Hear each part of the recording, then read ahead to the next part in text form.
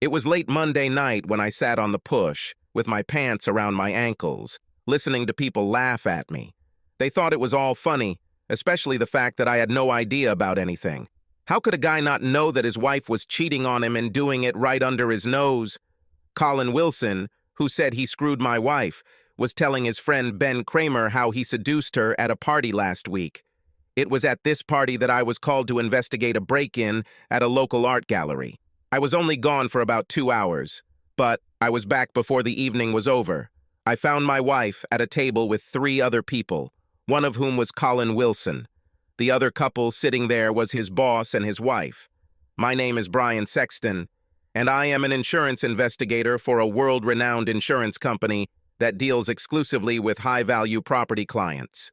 You probably don't know her name, as we catered to a very exclusive clientele. I got into it straight out of college and have been with them for over 15 years.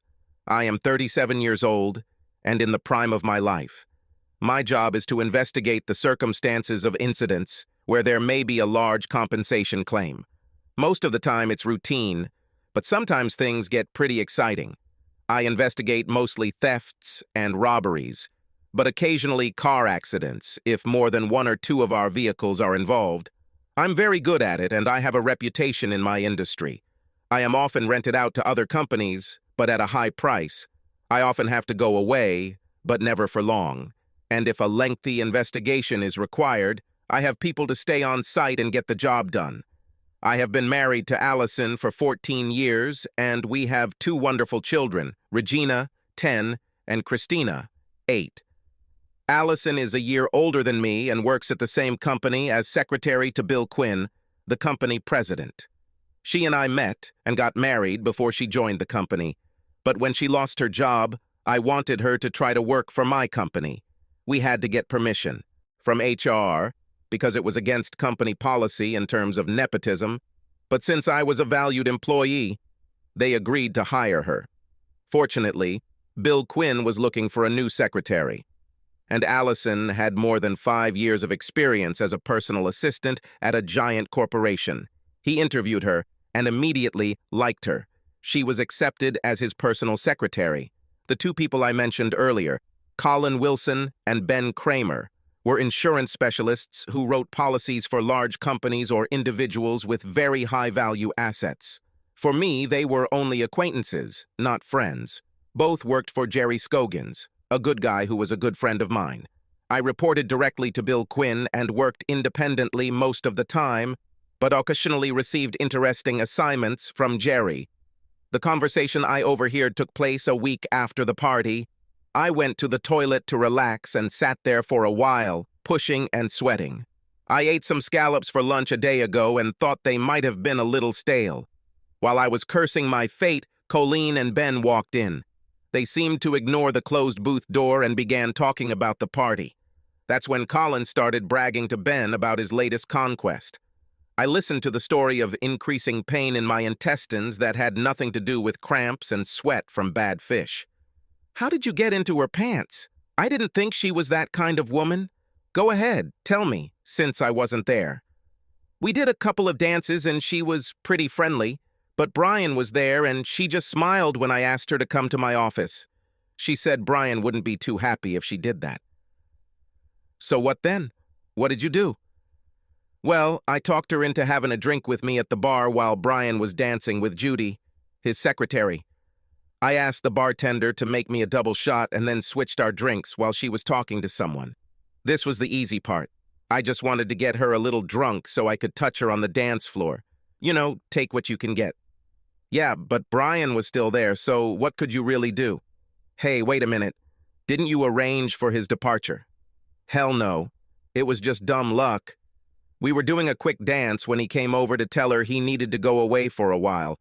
She wanted him to take her home first, but he told her to stay and have fun, as he was sure that he could return soon. She wasn't too interested in it, but she stayed. She sat with me, Jerry, and his wife. And what happened next? Finally get to the good part. Well, Brian left and I ordered her another drink. I made Joe do the double again, and she didn't notice the difference. We did a couple of slow dances, and by then she was almost out of it.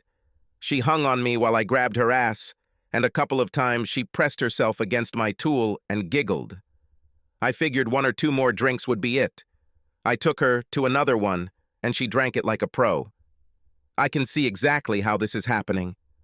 Well, yes, another double, and she felt dizzy.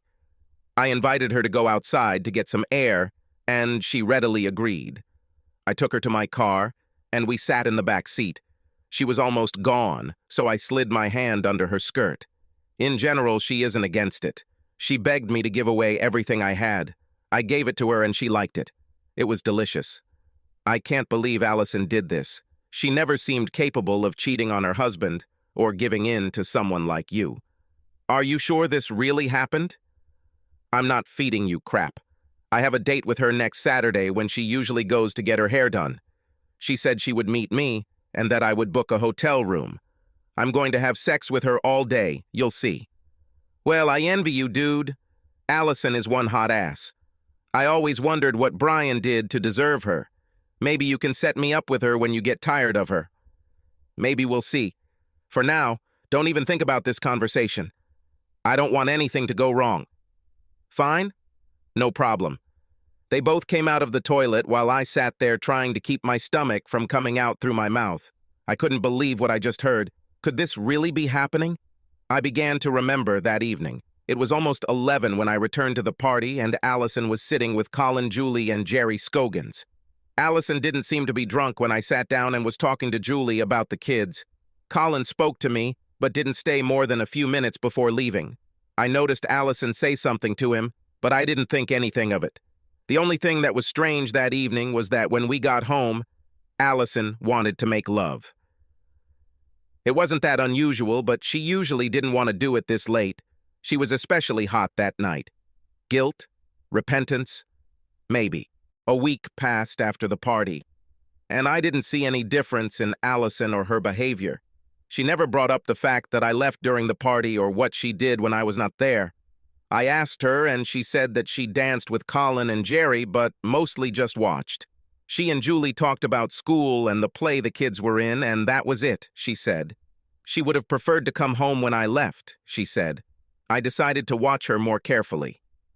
Hey, baby, do you have any plans for this Saturday? I was going to play golf, if that's okay. I looked at her face for her reaction. This Saturday, right after lunch, I'll get my hair done. This will take me at least an hour or an hour and a half. Where will you go to play golf?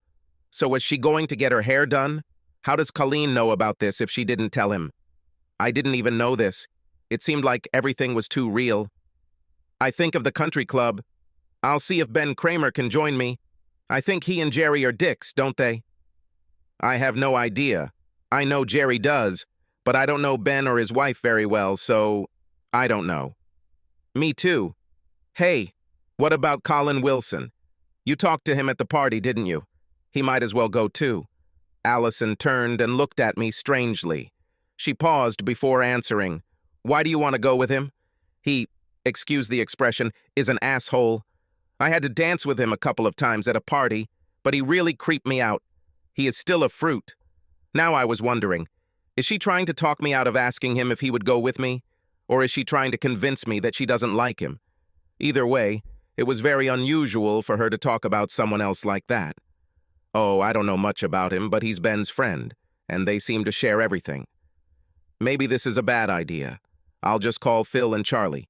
They always want me to join them. That sounds like a better plan. Stay away from Colin. You shouldn't mess with him. Okay, he's not on my list anymore. So you don't mind golf? I don't mind, because I'll still be absent. Why don't we have dinner at the Cypress Inn restaurant later? I'll have a nice haircut and you'll relax after playing golf. You can take me out and be proud of me. I can give Chrissy and Jean to my parents. I agreed and we planned to meet at home at 5:30 on Saturday to get ready. If I had been careful, I could have gotten all the information I needed to divorce her ass that day. It would be very nice to tell her everything over dinner in one of the most beautiful places in the city.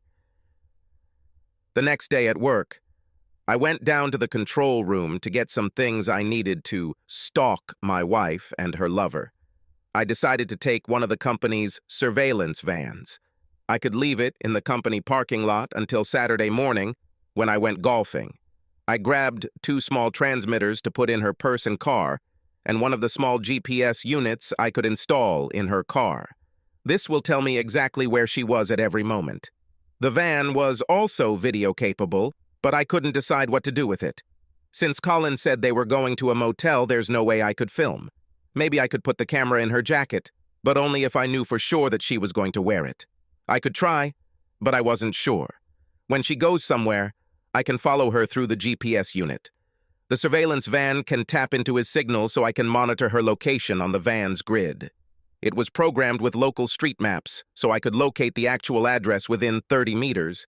The audio transmitters picked up any voices and I could record them in the van. This can all be done automatically, so I don't even have to be in the van. All I have to do is leave it a mile from where she was. Not weak. I planned to spend the rest of the week just observing. I was very good at this, as this was what I did for a living. I looked at Ben and Colin, but didn't see anything unusual.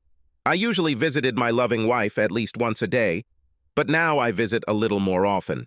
I still hadn't seen anything to make me suspicious, but I decided to try to see what I could get from Ben.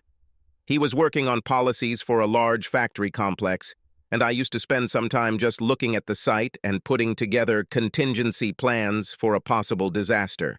This was called risk analysis, and was part of any risk insurance process. That Tuesday I stopped at his desk across from Colleen. He was working on his project. "Hello, Ben. Today I'd like to take a look at the Baxter plant plan. Do you have time to take me?"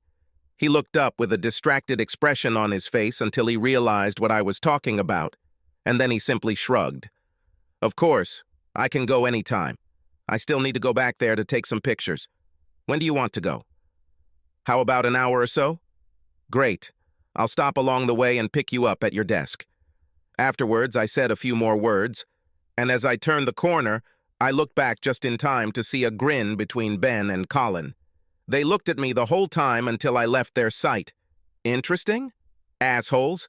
I decided I was going to make Ben pay. He wasn't guilty of anything other than colluding with Colin and making rude remarks about my wife, but he knew about the plan and decided to watch Colin scam me. So he was just as guilty as far as I was concerned. Ben pulled up next to me about an hour later as planned, and we left in my SUV. I inserted one of the small transmitters into the car console.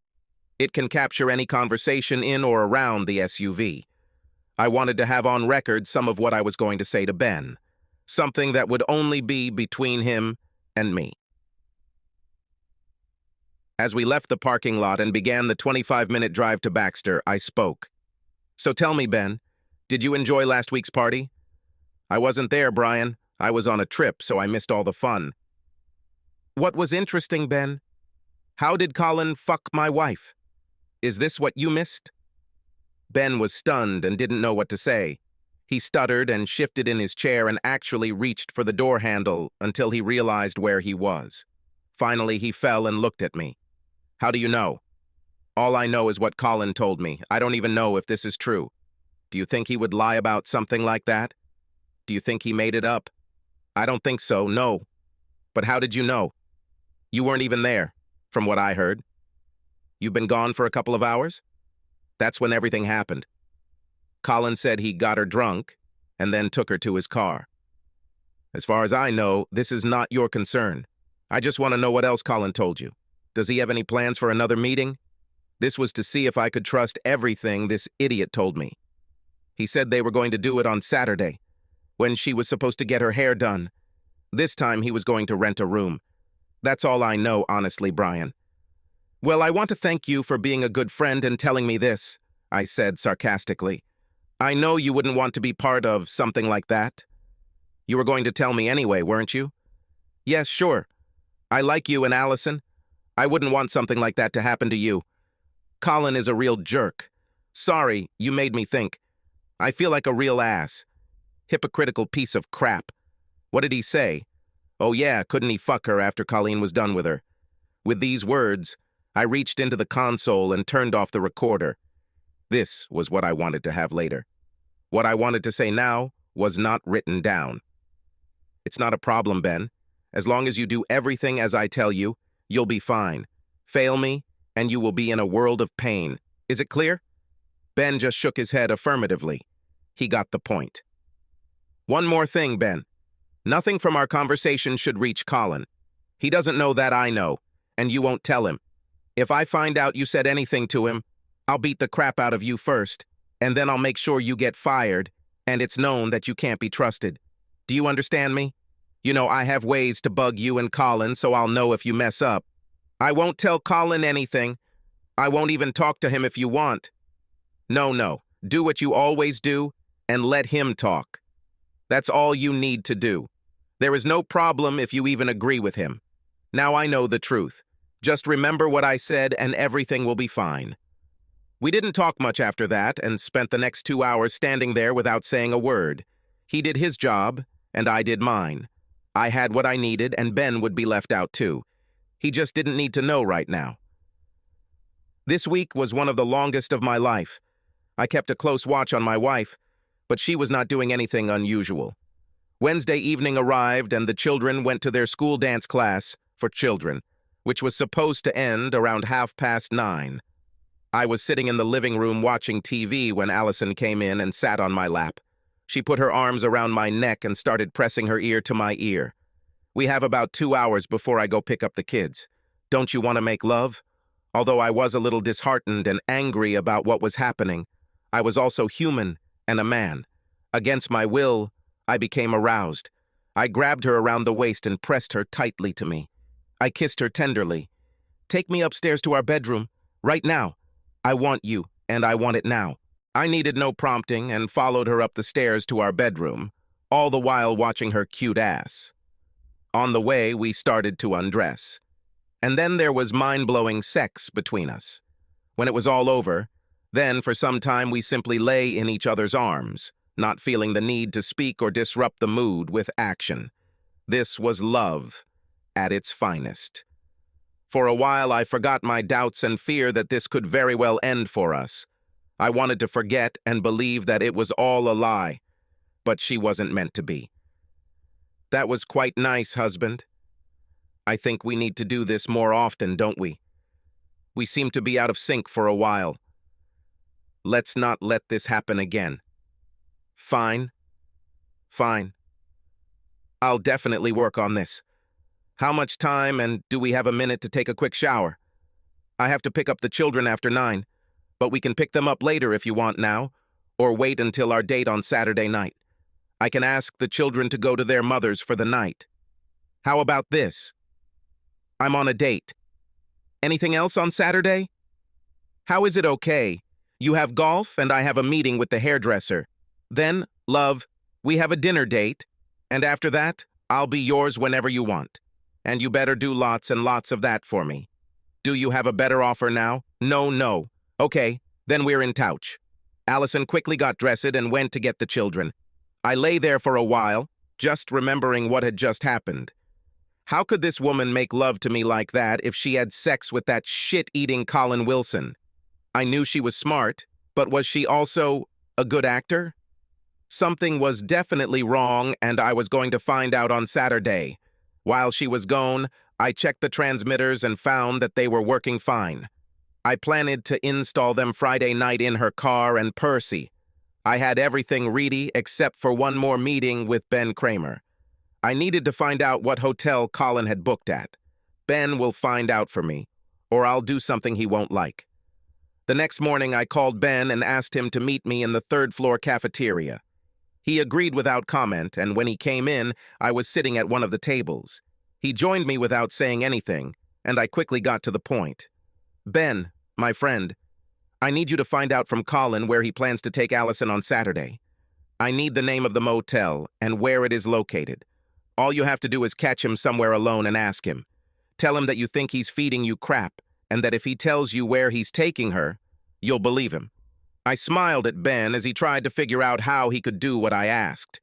He was afraid that I would do something if he didn't. Finally, he agreed, but asked how I would know if I would tell him where they would meet. I told him not to worry about it. I have ways. With that, he walked away, but not before I hugged him and tucked one of the transmitters under the collar of his jacket, reminding him of our agreement. He was so scared of me that he never felt anything. It was almost invisible, held in place by glue, and he didn't notice it. I returned to my office and turned on the receiver. The place was buzzing and let me know that Ben was back at his desk and talking to Colin. I heard him ask Colin to meet him in 10 minutes in the copy room. Colin agreed, and then nothing happened until Ben stood up to meet Colin. I went back to listening. "What happened, buddy? Do you have problems with politics? I'm the best you know." "Nonsense, Colleen. I was on set with Brian yesterday, and he doesn't seem to have any problems at home. I asked him if he was okay, and he said something about how it couldn't be better. I think you're feeding me crap about his wife." "Hey, dude, nothing but the truth. I wouldn't lie about something like that. Why do you not believe me?" "Where are you taking her on Saturday? You said motel. What motel? Maybe if you show me the receipt for the room or something, I'll believe you. Otherwise, I think you're screwed." "Oh, yeah? I already have a reservation at the Skyview Motel on Statler Street for Saturday night. I can check in at 2 o'clock in the afternoon, and she will be there by 2:15. How do you like this fact? You can call Skyview and check my name on the reservation. Is this enough for you? Do you want to use my cell phone?" "Okay, I think this will do. I really envy you, Colleen. Allison is truly something. I hope you know that she has a good marriage with Brian that you are trying to ruin. You better be careful and think about it. It's not my problem. If she's ready, so am I. Anyway, how good can a marriage be if she wants sex with me?" That was all that was worth hearing, so I turned off the receiver and just let it record the rest. Now I was almost ready to believe everything. I was really hoping that Colin would back down and admit that he made it all up, but now he had confirmed the number and was just waiting. At least I had the address so I could connect it to the equipment in the van and let the rest work automatically. Maybe I could just park the van there on a Friday night, turn on the equipment on Saturday around noon, and forget about it. Everything else will be done automatically, and I won't need to be nearby. I didn't want to see or hear my wife as she tore my heart out and stuffed it in the toilet. Now I was lost. I could only continue and try to get what I needed to get back at her, Colin and Ben. The first thing I did was call the motel, and they confirmed that Colin was registered. At least part of it was true. Now I just had to wait until Friday evening. But then I had a thought. What if I could take a photo of them entering the motel room? I decided to visit the motel that day and see what I could do. I walked into the Skyview Motel office and waited for the clerk. He was an unscrupulous character, which was good for me. Honesty is not what I was looking for right now. "Hi, friend. I am an investigator for an insurance company, and I need information. I have an ID and a warrant for you." With that, I quickly flashed my badge and handed him a genuine document, which to most people looked like a search warrant. It was a fake, but I was counting on the fact that he was not smart enough and that he would be easy to deceive. The $100 I slipped on him didn't hurt either. "Yes, sure. What do you want to know?"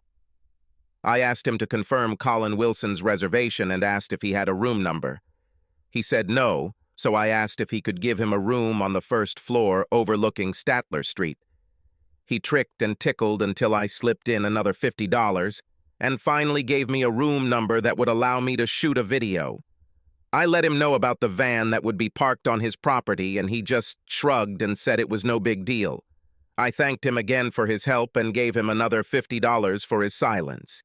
He gave me a devilish grin and put the bills in his pocket. After I left, I decided that I could now get the video I wanted by pointing the camera through the front window of the van, which I would park in front of their room. Now, I am packed. Friday at work was pretty tough for me. I didn't know what to do with myself, so I walked up to Bill Quinn's office under the pretext of talking about my visit to an art gallery that had been robbed. He didn't really need to know, but I wanted to see my wife. As I walked down the hallway, her face lit up when she saw me. She waved at me, beckoning me to her table, and I walked over. "I really enjoyed the last few days. You see me more often than before. I'm not complaining, but what happened? Is there something going on that I should know about?" "Nothing like that, as far as I know. I just like seeing you, that's all." "Is Bill inside?" "Me too. And yes, he's inside. Do you want to meet him?" "Yes, if it's possible. I need to talk to him about working at an art gallery." I went in and talked to Bill for a bit. Bill was very young to be a president, but I knew that he had made a reputation for himself some time ago. He launched this site as well as most of the other places and put them into operation. I knew he owned a good portion of the company. He had a wonderful wife named Naomi, whom I met several times. She looked like your typical trophy wife, blonde, slim, sexy as hell, and truly gorgeous. She and Allison were about the same age and talked often, and Bill and I were quite close. While I was there, I asked him point blank what he thought of Colin Wilson.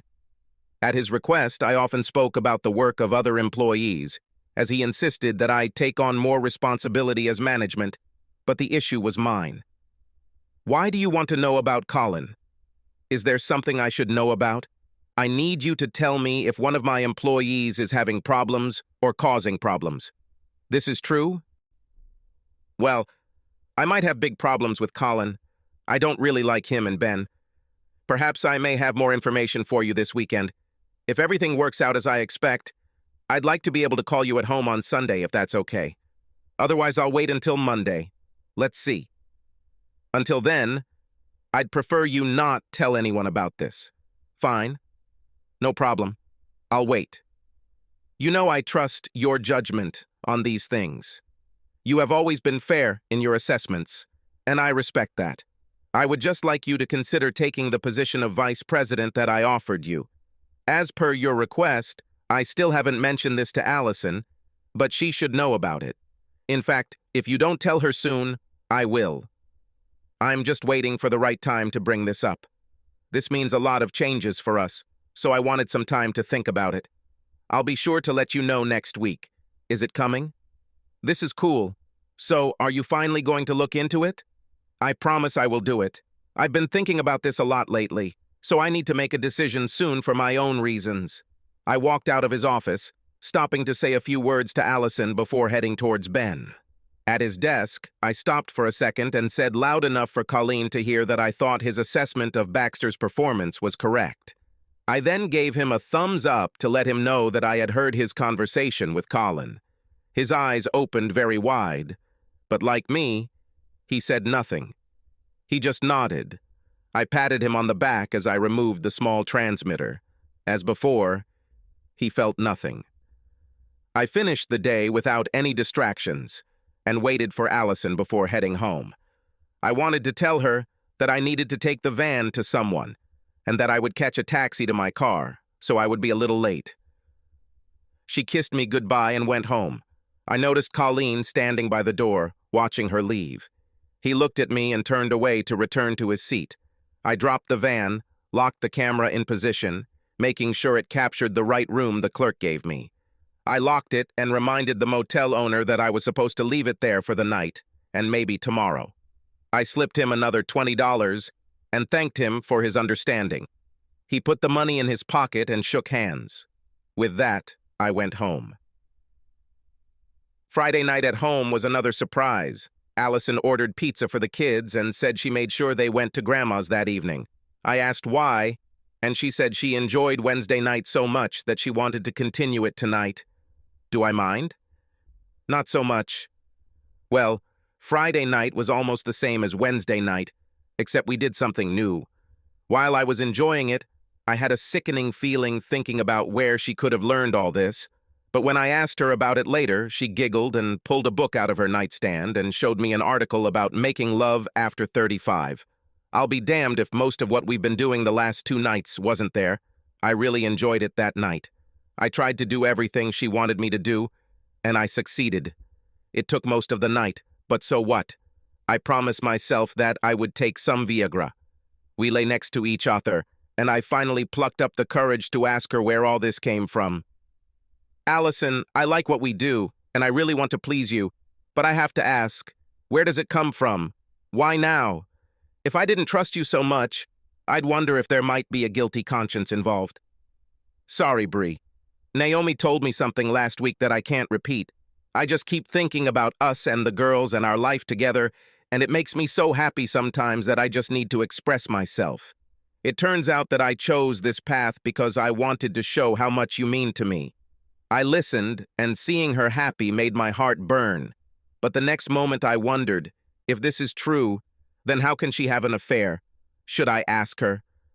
I'm glad you feel that way. Are you sure I make you happy enough? Are you satisfied with our lovemaking, or are you missing something and that is why you are doing all this new stuff? Tell me honestly. I love the way we make love, and you have always satisfied me in every way. I have no reason to want more, but I just don't want us to get into a rut where we get so used to everything that we let it become a routine with no interest. Can't you see it? Don't you want me to always be desired by you? You'll never have to worry about that. I love you and always will. I can't imagine anything ruining what we have. That's good because I won't allow it. You are mine, now and forever. We spent the rest of the night in each other's arms and woke up the same way. I was pleasantly exhausted, but wanted to shower with Allison. I shook her and pulled her into the shower with me. She went willingly and with mocking irritation. She complained bitterly about being taken out of her warm bed, but when I let her go, she didn't leave. We turned on the water, and she quickly moved into the spray, turning to hold out her arms for me to join her. We lathered each other up all over and paid special attention to each other's more interesting things. Soon, we both got horny and gave pleasure to each other. When I asked, she said she was ready for that day, but that she was expecting something more that night. With that, we finished showering and getting dressed. Early in the morning, I drove to the motel and made sure everything was ready. I set all the timers to start at 1 p.m. and made sure the audio recording would last at least 5 hours. The video was written to DVD and would take at least 7 hours after compression. This will cover the entire day. I initiated the sequences and locked the van. When these two lovers enter their love nest, they will become the stars of my new film, and the first screening will make a very loud impression on everyone involved. I drove home to pick up my clubs and wish my beloved wife a good day. That day was terrible, in any case. I was playing golf with two guys I met at the club, and if my score was any indication, they must have felt like I was wasting my money on the club membership. I ended up buying beer for all of us, like a big loser. It was just after 5 when I drove to the van to make sure everything was okay. I looked around the room but didn't see any cars or any activity, so I assumed everyone had already left. Of course, I quickly called my home phone and Allison answered. I just told her I was on my way and hung up. Since the meeting time with Allison was so close, I drove home without reviewing the information I had collected. I really wanted to have this before dinner, but then I thought about our planned evening. Why not enjoy what she had to offer just one more time? After all, I enjoyed making love to her, and even if she cheated on me, it shouldn't ruin my evening. I thought about it, but found that I was starting to choke again. Why is she doing this to me? I loved her more than I could imagine, and I didn't know how I would live without her. I knew that if I had the information I expected to see on the surveillance tapes, I would have to get a divorce. I loved her, but I couldn't accept her behavior. What about children? She was a good mother and she should have had custody. It would only be right. If she cheated, she must have had a reason that I didn't know about. She was a good person who did a bad thing. Okay? I could live with that. She could raise the children, and I would pay child support. These were the thoughts that occupied my mind as I drove home to meet my wife. I wasn't sure I could survive the evening, but I had to try. I couldn't press charges against her until I had proof. There was a tiny voice in the back of my mind that constantly denied all the information I had so far. He insisted that something was wrong. I ignored him. Facts are facts, and soon I will have all the facts I need. At home, Allison had already showered and dressed. She said she would add the finishing touches when it was time to go out.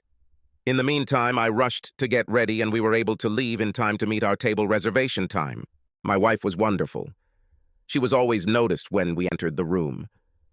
She was used to receiving glances from admiring men and simply ignoring them. But I noticed, and that always made me proud. Tonight was a reminder of what could have happened. She was also smart and played an excellent dinner partner. We discussed everything that a husband and wife discuss when they have free time, and drank wine at dinner, more than me, since I was the driver. She really seemed to be flirting with me. My wife of 14 years and mother of my 2 girls made advances towards me.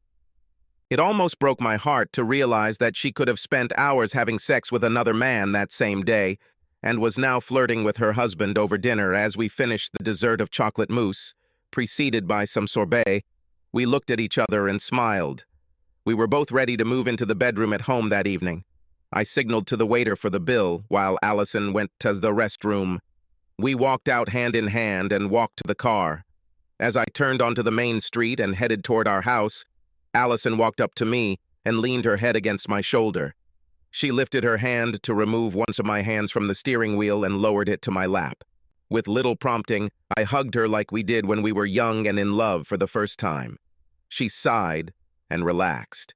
We drove home like this, slowly but comfortably. At home, Allison was walking around the house, doing all those little preparations to get things done, and finally she looked at me. "Shouldn't we go upstairs and pick up where we left off this morning? I think you owe me something since you only gave me a down payment earlier. Remember?" "I remember. You lead, and I will follow." We quickly went upstairs to the bedroom, and Allison stood in front of the bed. I stripped down to my boxers and socks. She took off her top and bra, leaving only one strand of pearls on. She reached out to remove it, but I stopped her hand. "Leave them alone. You look so sexy standing here wearing nothing but the pearls around your neck. You are incredibly beautiful. I could watch you all night.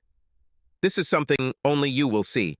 I am completely yours, and I want you to do whatever you want with me. I want this night to be the first night of the rest of our lives together. Are you sure? Is this what you want? I wouldn't do anything to hurt you or make you feel ashamed. You should know that. I trust you completely and give myself completely to you. I love you with all my heart." At that moment, I believed her and knew that no matter what I found the next day, I would never give up on her. I would put it off until tomorrow. Tomorrow. Today, I will love this woman with all my heart. That night, we did something I had never done before. We made love in positions I didn't think possible, and she did things to me that I never thought possible. Sometimes she would laugh and quote the page number when I asked her about her fantasy, but it was a magical night. That night, I learned to love talking, giving, and receiving. God, what a night! We fell asleep in each other's arms and woke up late Sunday morning. She didn't want to get up, so I suggested an encore of one of our favorites from the night before. She quickly agreed, and we made love one more time before finally getting up. Sunday meant she had to pick up the girls. I said that I needed to get there quickly to check on the van and that I would be home soon. She said she would probably stay at her mom's for a while before returning. This left me time to get the tapes from the van and see what they contained. I still had to check what I left in her purse and car, but that could be done later. She left, and I drove to the van. I got all the films and prints out with no problem and took the van back to the production facility. I called a taxi to pick me up and take me back to my car and drive home. The first thing I did was look at the GPS printout. She told me that her car was indeed on Statler Street, where the motel was. And from that moment, my heart almost stopped beating. I hoped against hope, but apparently it didn't happen. I almost didn't bother to go any further, but wanted to watch the video for myself to confirm. I turned on the TV and DVD player and inserted the DVD. I pressed play and sat down to have my heart broken. The picture was perfect, and the room was in the center of the screen. I fast-forwarded until I saw a car approaching and slowed down to normal speed. I saw clearly and distinctly Colin Wilson get out of the car and open the door to the room. He entered and closed the door. Rewind again until another car appears. I watched as a woman came out and walked to the door. She knocked and Colin opened the door. He smiled and the woman approached him. As she entered the room, she turned to look around and I saw her face. My heart started beating in my chest and my pulse was going through the roof. I paused the video, went back to the beginning, and watched it all the way through before extracting it. "Well, I'll be damned," I said to myself. I had to immediately call Bill Quinn at home. There was one address I wanted to check, so I pulled my wife's address book out of my desk drawer. Sure enough, the address I needed was there, and it was what I thought it might be. I smiled to myself. Now I had all the information I needed to correct the situation. I called Bill at home, and he listened as I told him I needed to talk to him immediately. He told me to come, but I insisted that we meet somewhere else alone, just him and me. He was confused, but finally agreed to meet me at the TGIF restaurant near the office. We met there an hour later. Allison and the girls called and said they were going to dinner at her mom's and would be home later. This gave me the time I needed. I went to TGF and met with Bill. I wanted to talk to him before I showed him the DVD. I brought a portable player with a 9-inch screen and headphones so he could watch it there in privacy. He listened to me, and I could see him getting angrier and angrier. At first he refused to believe me and repeated this over and over again. Allison could never do anything like that. I played the tape of Ben's meeting with Colin and then outlined everything up to this point and made sure that Ben and Colin were completely involved in all of this. Ben was less to blame, but what he hid was the beginning of the end for both of them. When he heard Colleen talking about Allison, his face turned red and he became furious. He personally hired Allison and always treated her with respect, but I calmed him down and told him to watch the DVD before he said more. While he was watching the DVD, I saw his face fall. The pain was obvious, and I looked away to give him some privacy. He watched it all and finally stopped playing. He looked at me, and I waited until he was ready. When he calmed down, I made my only request. I want them both fired for violating the morals clause in their employment contracts, and I want them gone by Monday afternoon. If you agree with this, with all the information I have, you can do whatever you want. I will never mention this again. Bill looked at me in surprise, but began to smile. It was nice to see that smile. I didn't want him to be involved any more than necessary. I give you my word. This will be done first thing Monday, and I will personally escort them from the premises. They are like dead to me. I can also take further action, but it's better that you don't know what it might be. Fair enough. Fair. After that, I gave him a bag with all the surveillance data, with the exception of one small cassette, which I kept for myself. I needed it for my own purposes. My wife is in for a surprise. Bill and I talked for another hour or so and made some additional decisions that we'll take care of later this week. We shook hands as we parted, and Bill spoke to me again before I left. You are a good and decent person, Brian. I appreciate what you did and respect your actions in this matter. Things could have gone very badly if you were hotter. You have my gratitude and my respect. I felt better than I had for a while. I went home to see my family. They had no idea about the coming changes. That evening, everything was fine at home, and I was in a very good mood. Allison wanted to know what happened, but I told her she'd find out at work tomorrow. We were very tired from the night, or nights, before going to bed early just to sleep. Allison wanted me to hug her, and I was very happy to do so. We fell asleep in each other's arms, just like last night. Monday at work was full of activity. Allison called me at 9:30 to find out what had happened.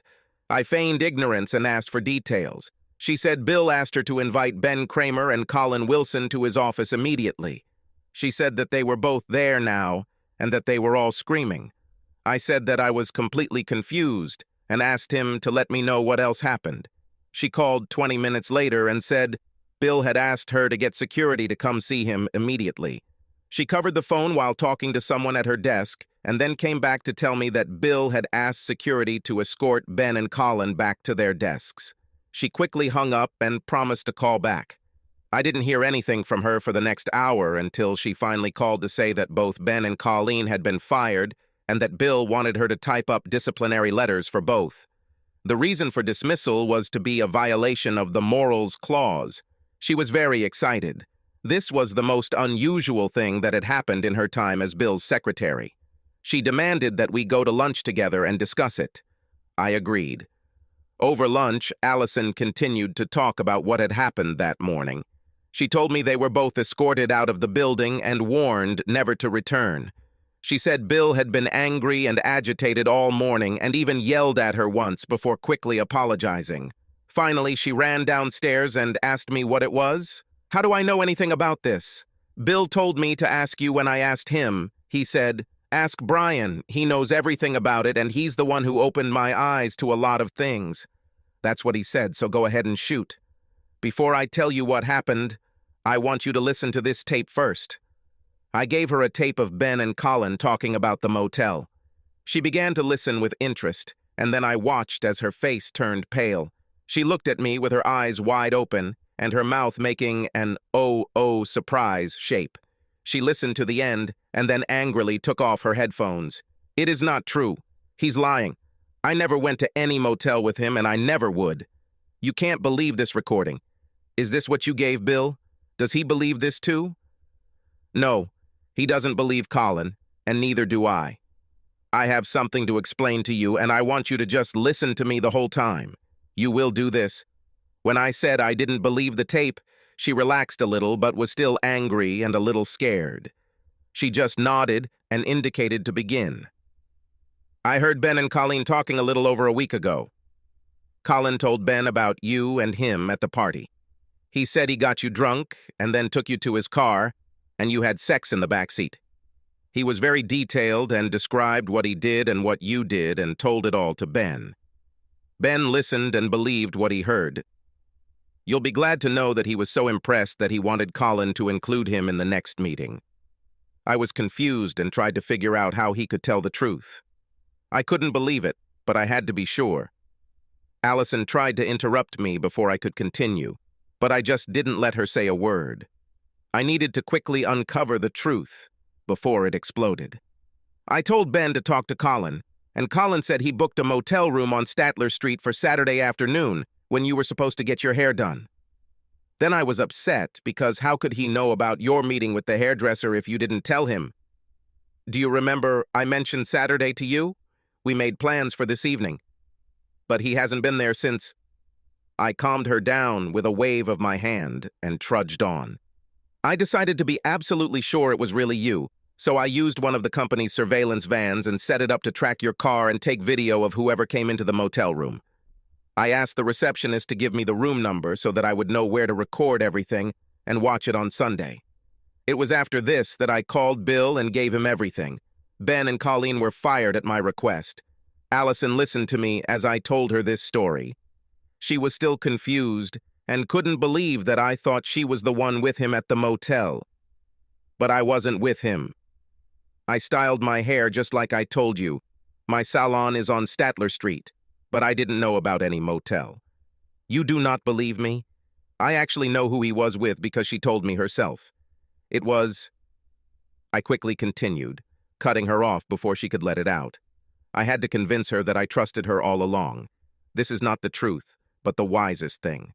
Yes, I said that I believed you, and I'll tell you why. I received a video of Colin that day, and he was indeed visited by a woman just as he claimed. The woman who visited him in that motel room was Bill's wife, Naomi. I first suspected this after talking to Jerry Scogans a few days ago. Since Colin claimed that he took you to his car that night, I asked Jerry if you were a little drunk, and he just laughed, telling me that you and his wife were drinking Coke that night and were inseparable, and that you even asked her if she would stay with her to dissuade Colin from asking her to dance. He said it was clear you weren't interested in Colleen. When I asked him if Colin ever suggested taking you outside to get some air, he just laughed and didn't say anything. So you really had doubts about me? Did you set this up to spy on me? I'm not sure I like it. Did you really not trust me? Even after Wednesday evening, Friday evening, and again on Saturday? Of course I trusted you, but I couldn't explain Colin's story. Why would he say such things if they are not true? Then it occurred to me that he was trying to distract Ben from who was really with him. If Ben thinks it's you, he won't ask any more questions. I had no idea who it was, so I had to find out the truth. I just wish it wasn't Bill's wife. He was devastated. We talked some more and finally had to return from lunch. Allison accepted my story about trying to find out who Colin was with, and I left her alone. I did have some doubts, and I was ashamed of it, but I didn't regret knowing the truth. We were in a good place now, and I didn't want that to change. Things had calmed down at work that day, but Allison called me and told me Bill wanted her to come talk to him later that day. I said I really didn't know what it was about, and I think she believed me. I didn't hear any more until that evening at home. We ate dinner. The girls were active as usual with phone calls and bathroom appointments and other things only they understood. But they finally curled up and went to bed. We enjoyed the silence for a while until Allison told me what Bill wanted. He told me to think about how lucky I am to have a man like you as a husband. He talked about trust, respect, and love, what it all meant, and what it was like to lose it. Finally, he told me about Naomi and what she had done and asked for my advice. And what did you tell him? Were you able to help him? I couldn't tell him what to do. I just asked him if he really loved her and if he could forgive her. If possible, I convinced him to talk to her and let her explain herself. But I told him that if he couldn't get past this and forgive her, then he should leave her right away. Don't drag your feet and don't let things become bitter. He listened to what I said, so maybe I helped. I'm sure it helped. He didn't mention anything about me? No, nothing more. Is there something else? Well, yes, there is.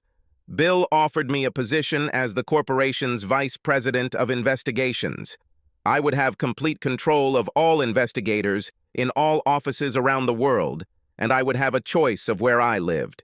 We could move to California or Florida or wherever we have a branch office with more than 5 investigators.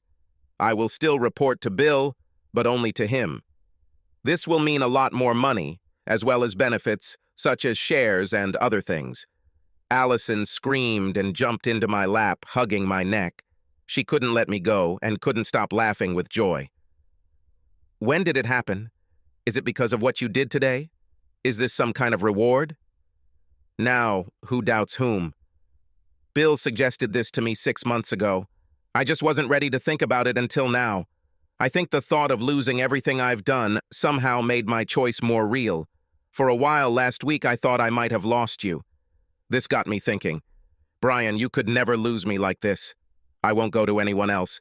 It will never happen, and you will never think like that again. Can you hear me? Never again.